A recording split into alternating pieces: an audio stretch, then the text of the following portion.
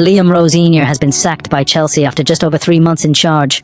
Appointed on a 6-year contract in January 2026, his tenure ended following a dismal run of 5 consecutive Premier League defeats, including a humiliating loss to Brighton that many described as one of the club's worst performances in recent memory. Although the club initially stood by him, it became clear that a change was urgently needed. Beyond the poor results, there were growing signs of serious player discontent. Several senior players had turned against Rosenior, expressing frustration with his tactics, training methods, and overall approach, which they felt were too far removed from what they had become accustomed to under Enzo Maresca. Trust had completely broken down. Some players reportedly stopped listening. Body language on the pitch was poor, and there were complaints about inconsistent messages and a lack of authority. In the end, Rosenior had lost both the dressing room and the fans. Fabrizio Romano later confirmed that there were some unhappy players, indicating that the next permanent manager will be vital in restoring harmony and buy-in within the squad. Interim boss Callum McFarlane now takes over a group that has endured 2 managerial changes in quick succession this season, leaving morale fragile. The sacking may not have come as a huge surprise to many observers. There were red flags surrounding Rosenior's appointment from the start, even if they were largely downplayed at the time. While it was presented as a smart, low-risk move that fitted the Blue Co multi-club model, in hindsight, it looked like a significant gamble that prioritized philosophical fit over proven elite-level experience. The main selling points were clear on paper. Rosenior had just guided Strasbourg to a strong 7th-place finish and European qualification in his first season there. Clear evidence that he understood the data-driven, possession-based style favored by the ownership. As a young English coach, he was also seen as unlikely to challenge the owner's vision or demand major changes. However, for many fans and pundits, it was a huge leap of faith. He had never managed in the Premier League before, with his previous senior roles limited to Hull City and Strasbourg.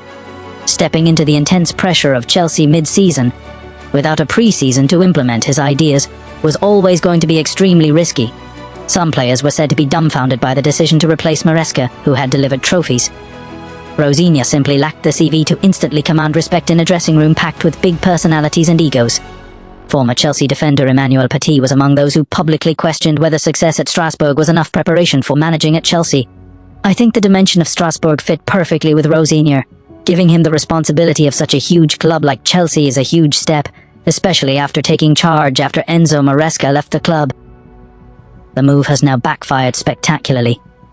Reports suggest Chelsea could be liable for up to £24 million in compensation, as Rosenior was handed a 6.5-year deal worth around £4 million per year, running until the 2031-32 season.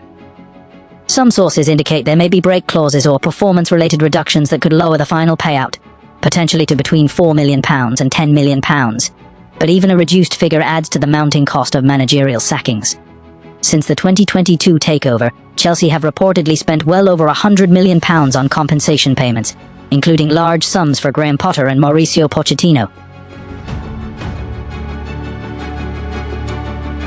Many Chelsea fans are now asking whether this is further evidence that the hierarchy lacks sufficient football knowledge, leading to reckless gambles and wasted money. It's a fair and increasingly common criticism. The Blue Co consortium has placed heavy emphasis on data-driven recruitment, multi-club synergy, player trading, and long-term planning. However, they have repeatedly shown signs of underestimating the human, cultural, and high-pressure realities of running a club the size of Chelsea. Rosenior's rapid promotion from Strasbourg felt like another internal experiment that failed to account for the massive step-up in scrutiny, dressing room politics, and fan expectations. Todd Boehly and Behdad Eghbali have admitted that changing managers mid-season, as they did with Maresca, went against their own policy, yet they have now repeated the chaos with Rosenior after just 107 days.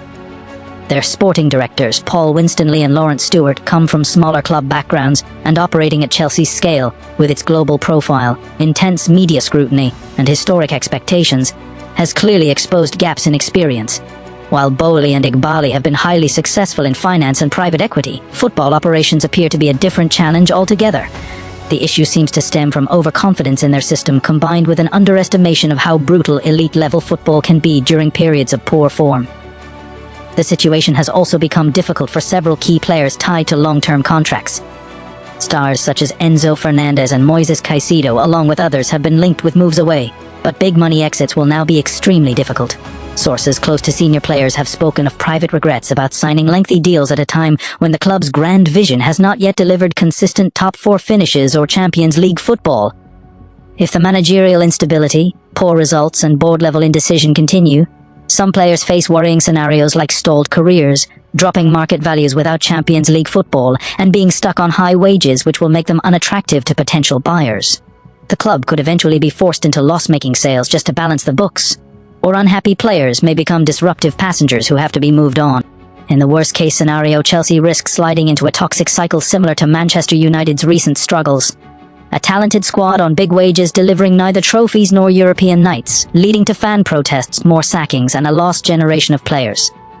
The positive news is that the squad still possesses significant quality and youthful potential. A strong, high-profile appointment in the summer could quickly lift spirits, just as it did briefly when Maresca first arrived. However, at this moment, the unhappiness is genuine, and those long contracts are starting to feel like golden handcuffs for some.